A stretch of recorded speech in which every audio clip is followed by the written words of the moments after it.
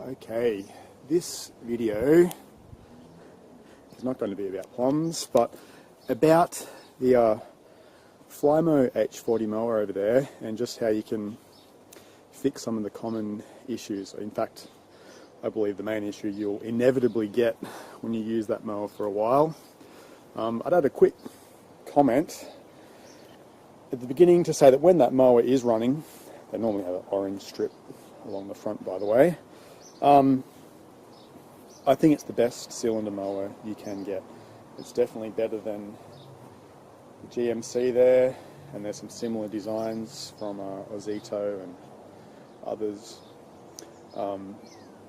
They're always a fair bit cheaper. The Flymos are a bit more expensive. And yeah, I'm reluctant to say even the good old steel one, which a lot of people would remember from years ago, doesn't perform as well as the Flymo when the Flymo is running well, I should say. It's just the Flymo is kind of lightweight. The blade just flies when it runs so efficiently. You just see the clippings flying everywhere. You don't have to go back over the same ground. The blades are sharp, and it's got a self-sharpening mechanism. Easy to push around, lightweight, and as you may pick up in this video here, a bit wider too, a wider cut. Anyway, the issue that you will inevitably get with this thing is you'll hear some clicking in the hubs because the teeth aren't engaging, which drive the blade. So you'll be pushing along and you might feel the whole mower freewheel for 20 centimeters that just moves without any resistance, and the blade doesn't spin and the other wheel locks up. Yeah, so it's the disposable modern age, and perhaps we should just give up when these things happen and get a new one. But there are some things you can do, and so that's the main purpose of this video. So I want to do it all in one take. I don't have some decent video editing software at the moment, and I'm procrastinating and shouldn't even be making this video to begin with. The catalyst is me moving house and packing all this stuff up, and I thought, oh, I'll make the video before I lose that chance. So you access the hub by taking this little cap off. There's a cotter pin there. You can see it's all oiled up because I've been in there recently. I guess I'll just add a little bit of a preview. As well as fixing this issue, I do also want to talk about some things you can do to help prolong the life of these things. So just take that washer off so I don't lose it. So the issue I was discussing before when it freewheels, it's these teeth on that cog not engaging properly with the teeth there. When it first happens, you can try getting some new cogs. That's the first thing I did, and it seemed to improve it temporarily, but it's not the fundamental issue. You'll notice that the teeth are a bit rounded off, but honestly it's not enough to cause the issue that it does. The real issue is that the whole wheel has too much, or develops too much play in it. Like obviously the cotter pin's not in now, but even with the cotter pin and the washer on, there's too much play. And I've compared it side by side with the new mower, which doesn't have that play. So this, where the axle or the shaft goes in there, this grinds out or bores out. So you could try and put a sleeve in there, I don't know, something metal preferably. If that's metal on plastic. Preventative maintenance, if I knew this was going to happen, I would be popping this wheel off and putting some oil or grease on here. I've got both. There's some grease or a bit of old sump oil or even some WD-40 to try and reduce this wear on there. I'd also treat the mower a bit more gently, like you have, because this Flymo is so lightweight, there's a tendency to throw it around and really push it hard and get some torque into these wheels and really spin the blade up. So I wouldn't do that now. To prolong the life, you just have nice steady pushes forward, and really try not to have any forces going this way. Just push the mower straight. Keep the forces this way. Try to avoid pushing it around corners, and try to avoid letting kids play with it. Although the price could be worth it. It's good to see kids engaged in things like this, mowing the lawn and all that. So that's your call. But I have noticed when it's on the edge of deteriorating, let some kids play with it for an hour, and then it's stuffed.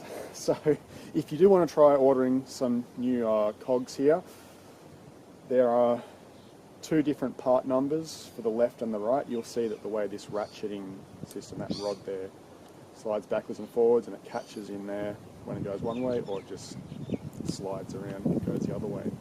So I forget which is which, left and right, but black and white, left and right. So I think I said you could try putting some kind of metal shim in here. There'd have to be really thin stuff, thin material that you find. There might be a solution there.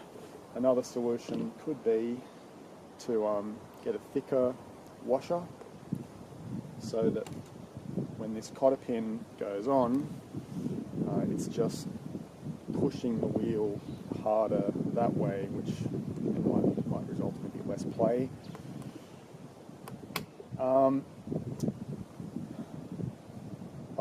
Another suggestion, which I'd have to take the wheel off to show you again, but in the centre where there's all that support around the hole, you can see the designers have realised this would be an issue by all that support that was around the hole there. You could try getting a clamp like this, which I put on these because these tend to split. That's some more preventative maintenance I would suggest you do. You just put these on. I've got them on both sides. One side started splitting on me. If you do that to begin with, they just won't split at all.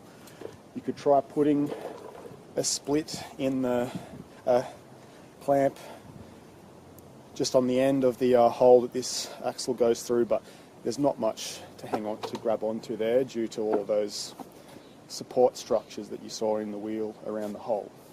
So I'll put this cap back on. I think that is about all I can say on that front.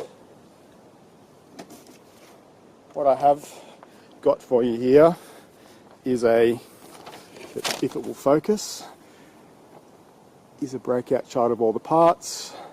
So if you want a new wheel, which will fix the issue, should fix the issue, I should say, they're the same, left and right, same part number. I got this off the Flymo website. And if you want to get new cogs, which I don't think you'll need if everything else is tracking okay, but those are the part numbers for the cogs. And if, like me, you lose that orange strip, there's the part number for that. But I don't care. I'm not going to get a new one of those. I think that about sums it up. So good luck. They're a great mower when they're working. It's a real pity that there's plastic on plastic in that design, because if they lasted a long time, they'd just about be the perfect mower. For anyone who doesn't know, that's how you adjust the blades. With those screws there, what you want to do is just check that the blade is making contact right there. Right there. It doesn't want to be too hard against it, and I guess that's something else I would suggest for the preventative maintenance. We're not finished. Yeah. Make sure your blade is correctly adjusted, because if this is too difficult to turn, that will add more torque required to turn it in there, which will contribute to wear. And the second thing I was going to say is, you can see there's a bit of oil in there. I've lubricated that. So where the shaft turns around, you can't really lubricate it from this point. You can tip it up like that and put oil in there and turn it around, but when I had the wheel off and where that cog attached in there, take the cog off, and at the very base in there you can just apply some oil. You'll see it'll pool in a hole up in the corner, and then spin this and you'll see the oil kind of wicks down, soaks down into the shaft, and you'll loosen this right off with these adjustments so that the blade wouldn't cut if you were to run it, but you can just free turn the blade and you'll feel the resistance get less and less as as the oil soaks in. Okay, that should be it. That's everything I wanted to say about it. That's my brain dump on this mower. Good luck. I hope you have some success with yours, prolong the life of yours. And I would say, the final comment, cylinder mowers do cut better. I think it's because there's only 2 wheels, so they can go down into every little contour and divot. Whereas you got a 4-wheel petrol mower, it kind of flattens out the grass, but underneath the ground is a bit like this. So really nice, close shave, so to speak. You can really tell. I have both. There's my petrol mower over there, and when the grass gets too long I use that. But yeah, good for the environment, always on. You don't have to start it on, and you start it up, use fuel, and good quality cut. Alright.